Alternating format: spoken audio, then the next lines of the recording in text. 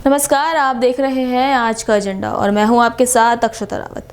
आज की सबसे गंभीर और सबसे दर्दनाक खबर उत्तराखंड के उत्तरकाशी जिले का एक पत्रकार 4 दिनों से रहस्यमय परिस्थितियों में लापता है। उसकी कार नदी में बरामद हुई। परिवार सदमे में है। पत्नी का कहना है ये कोई हादसा नहीं बल्कि एक साजिश है। लोकतंत्र के चौथे स्तंभ पर खतरा मंडरा रहा है। क्या पत्रकार सच बोलने की वजह से निशाने पर हैं? क्या सुरक्षा सिर्फ नेताओं और अफसरों के लिए है, पत्रकारों के लिए नहीं? तो चलिए शुरू करते हैं। उत्तरकाशी का पहाड़ी इलाका और यहाँ से सामने आई एक चौंकाने वाली खबर। 4 दिन पहले घर से निकले एक स्थानीय पत्रकार राजीव प्रताप का अभी तक कोई सुराग नहीं।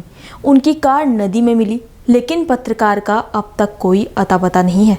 स्थानीय पुलिस और एसडीआरएफ की टीमें लगातार तलाशी अभियान चला रही हैं। हर घंटे उम्मीदें टूट रही हैं और सवाल गहराते जा रहे हैं। कार मिल गई, लेकिन पत्रकार कहाँ है? क्या ये महज हादसा है या इसके पीछे कोई बड़ी साजिश छिपी है? पत्रकार की पत्नी का कहना है कि उनके पति के गायब होने के पीछे कोई गहरी साजिश है। आंसुओं में डूबी पत्नी की एक ही गुहार है, उनके पति को सुरक्षित वापस लाया जाए। परिजनों का आरोप है कि पुलिस शुरुआत से ही ढील बरत रही है और समय पर कार्रवाई की गई होती तो शायद आज हालात अलग होते। परिवार का दर्द और पत्नी का आरोप। क्या पत्रकार सच उजागर करने की वजह से गायब किए गए हैं?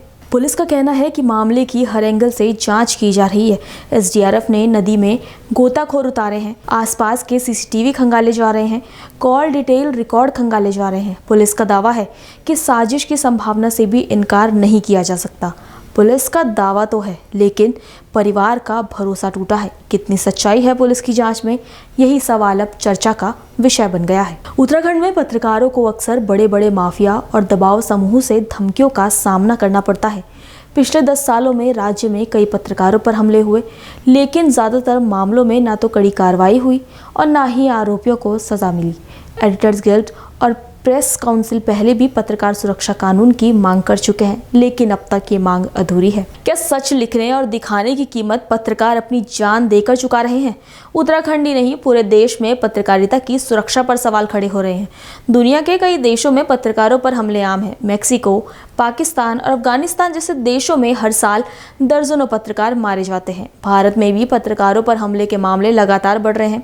रिपोर्ट्स विदाउट बॉर्डर्स की रिपोर्ट के मुताबिक भारत में प्रेस की आज़ादी रैंकिंग लगातार गिर रही है। दुनिया में पत्रकारों पर खतरा नया नहीं है, लेकिन सवाल है कि भारत जैसे लोकतांत्रिक देश में भी अगर पत्रकार सुरक्षित नहीं तो आखिर जवाब कौन देगा? देहरादून और उत्तरकाशी में लोग खुलकर सामने आ रहे हैं। सोशल मीडिया पर #SaveJournalist और #WhereIsJournalist जैसे हैशटैग ट्रेंड करने लगे हैं।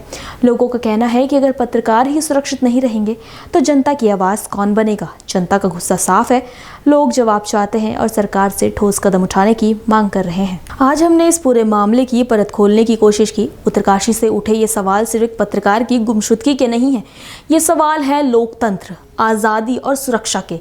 सरकारें बदलती रही, लेकिन पत्रकारों की सुरक्षा का कभी एजेंडा नहीं बनी।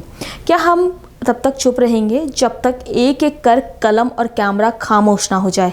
हमारी नज़र इस पूरे मामले पर बनी रहेगी और हम ये ज़रूर कहेंगे कि पत्रकार की सुरक्षा सिर्फ पत्रकार का मुद्दा नहीं बल्कि पूरे लोकतंत्र का सवाल है। इसी उम्मीद के साथ कि सच्चाई सामने आएगी और पत्रकार सुरक्षित लौटेंगे। फिलहाल के लिए इतना ही। नमस्कार।